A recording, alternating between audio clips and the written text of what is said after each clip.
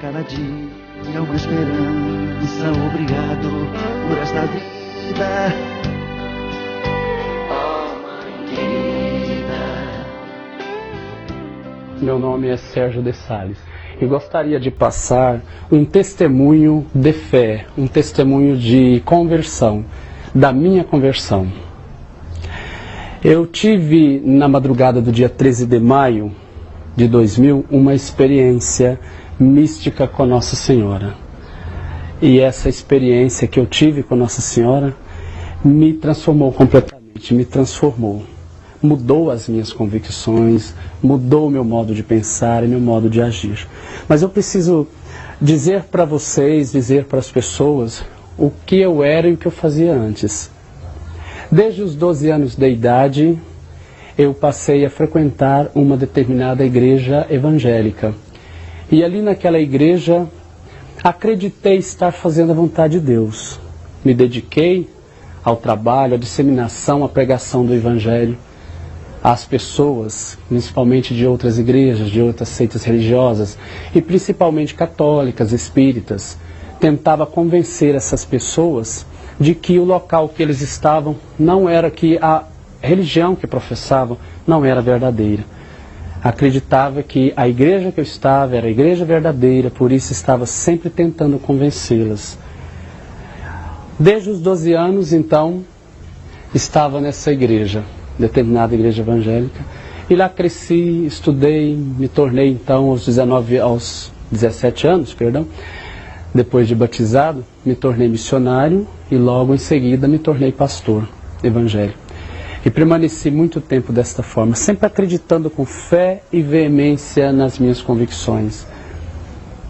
Sempre distribuindo panfletos nas ruas, nas praças públicas, nos pontos de ônibus e também na porta das igrejas católicas nos horários de missa. Tão ousado era que até ia dentro também das missas para distribuir panfleto, que eu mesmo redigia, no intuito de ofender a fé. Isso não é pregar o Evangelho, mas até então não compreendia.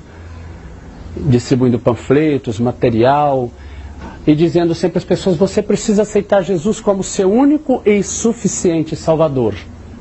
Essa fé que você professa não é verdadeira. Você tem que deixar de ser católico para ser cristão. Dizia que eles não eram cristãos, que as pessoas católicas não eram cristãs, não eram seguidoras de Jesus. E sempre associei catolicismo com espiritismo, qualquer outra crença pagã.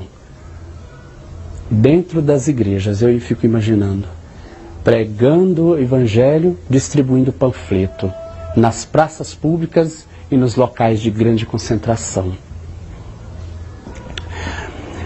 E também nos cultos que realizava, dizia sempre às pessoas que levantassem suas mãos. Gostaria de saber quantos católicos está aqui na igreja hoje. Eles levantavam as mãos. Logo em seguida eu dizia para eles, eu perguntava: você não quer aceitar Jesus como seu único e suficiente Salvador? Você não quer levantar a sua mão e abandonar a fé e a crença que você está, porque isso não é cristianismo?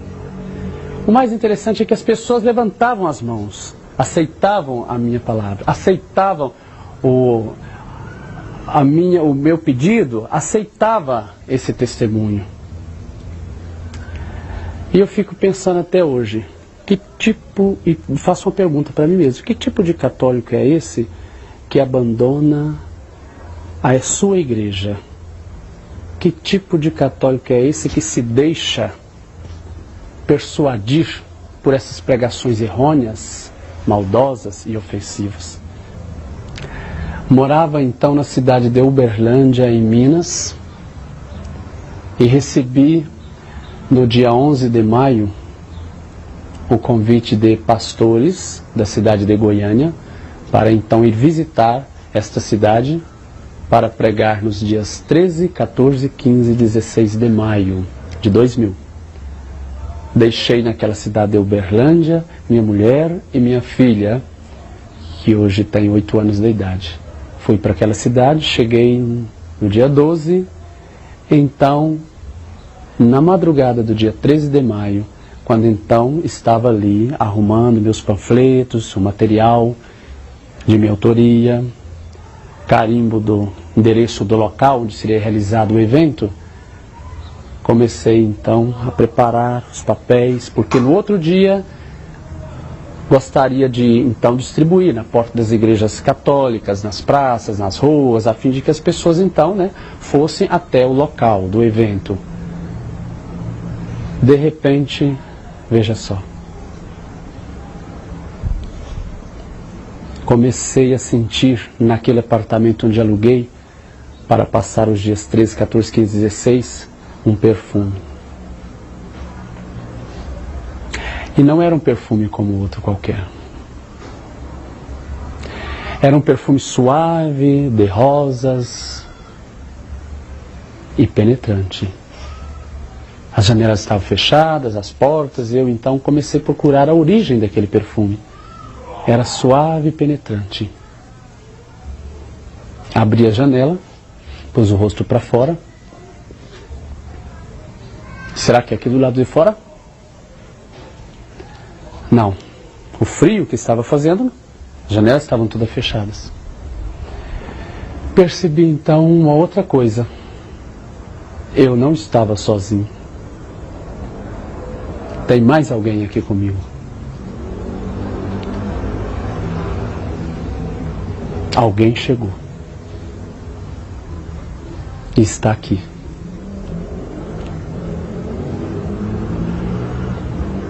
Quem seria?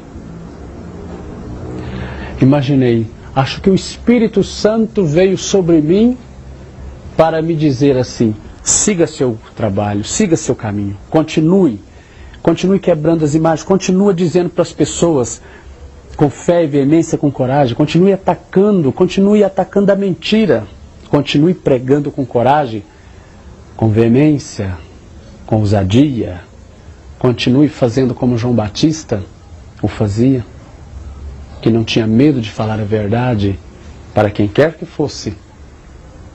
Continue. Mas não era o Espírito Santo. E era, e hoje eu sei, a esposa dele. Quando eu me virei, vi a figura de uma mulher, de mãos postas, tinha sobre a sua cabeça um manto azul que descia pelo seu corpo e escorria pelo chão como se fosse água.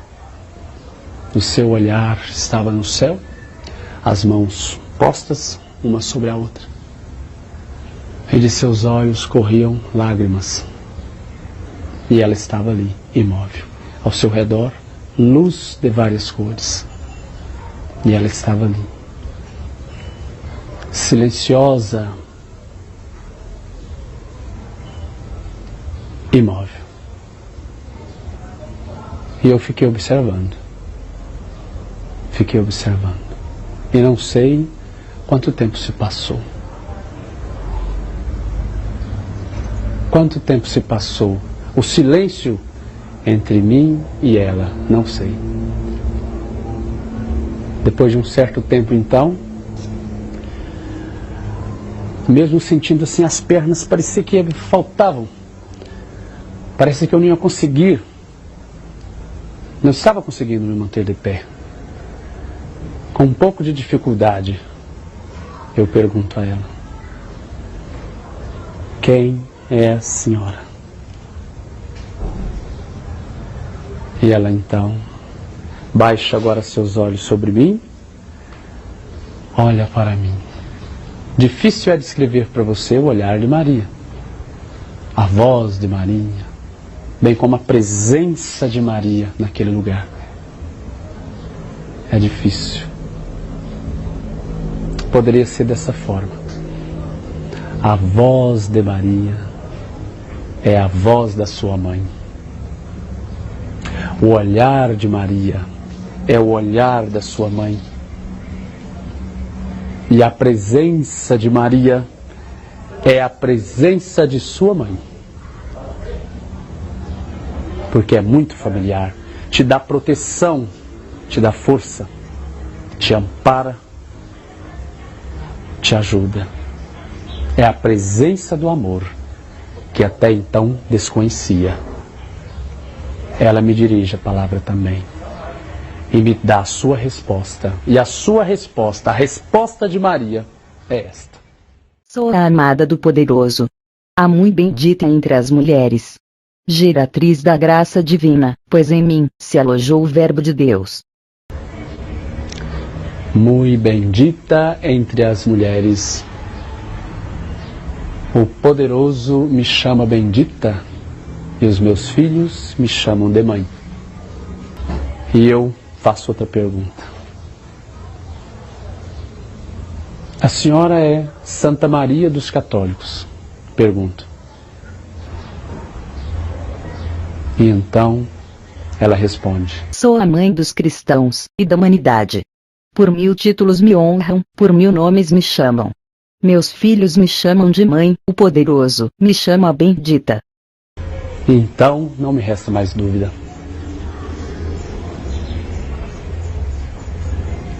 É Maria. E agora, Sérgio, o que você vai fazer? E agora, pastor, o que você vai fazer? Você falou tanto mal dela? Você quebrou suas representações, suas imagens? Tentou denegrir, tentou manchar, tentou macular a sua imagem? E agora? Diga isso para ela. Tente agora manchá-la, maculá-la. Tente. Descobri então que eu não poderia. Que criatura poderia fazer isso?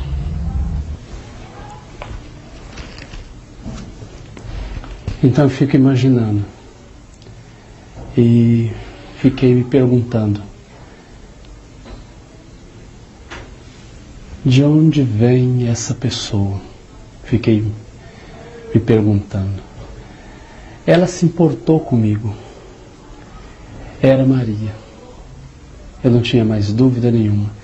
E ela se preocupou comigo, a ponto de descer de onde estava, de vir visitar uma pessoa que não merecia vê-la, que não merecia porque atacava e tentava prejudicá-la. Mas ela me compreendeu. Ela me compreendeu e acredito que a sua visita foi justamente para me fazer voltar à razão. Muita coisa então se passou na minha cabeça. O passado, a minha forma de agir, os meus ataques contra a fé católica. Para quê? Ofender as pessoas não é pregar o Evangelho. Hoje, transformado, após o que Nossa Senhora transmite toda a sua mensagem, que durou perto de 1h30 da manhã, até perto de 7h30 da manhã, quando então ela se vai. A sua mensagem foi uma catequese para mim.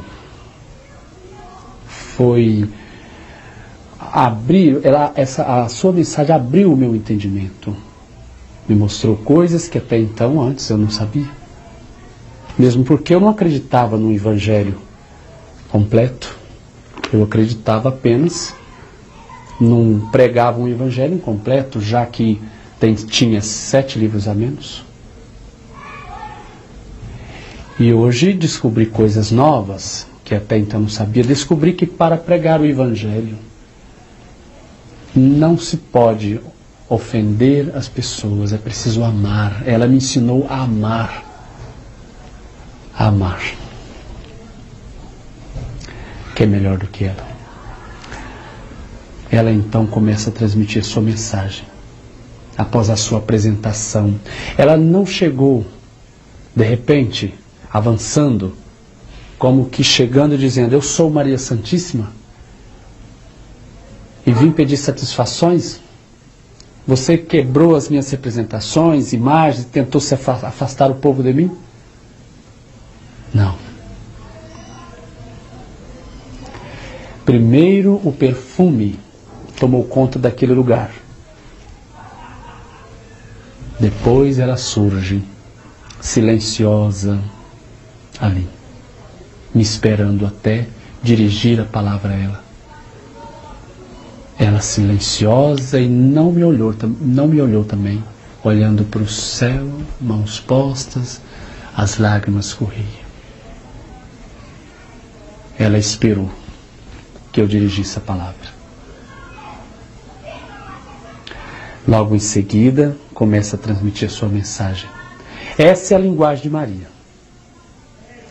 A sua mensagem vai direto ao coração, porque ela conhece o sentimento humano. Ela conhece, porque ela é mãe. Ela me mostra o seu coração. E no seu coração, espadas gravadas, e diz: eis aqui as ofensas. Essas espadas são ofensas das pessoas que não procuram se informar acerca de Nossa Senhora. Então a ofendem no pretexto de pregar o Evangelho. E ofendem muito a ela. E ela me mostrou esse coração ferido. E ali está as espadas cravadas pelas ofensas que eu tinha feito para ela. Ela me mostra o seu coração. Logo em seguida,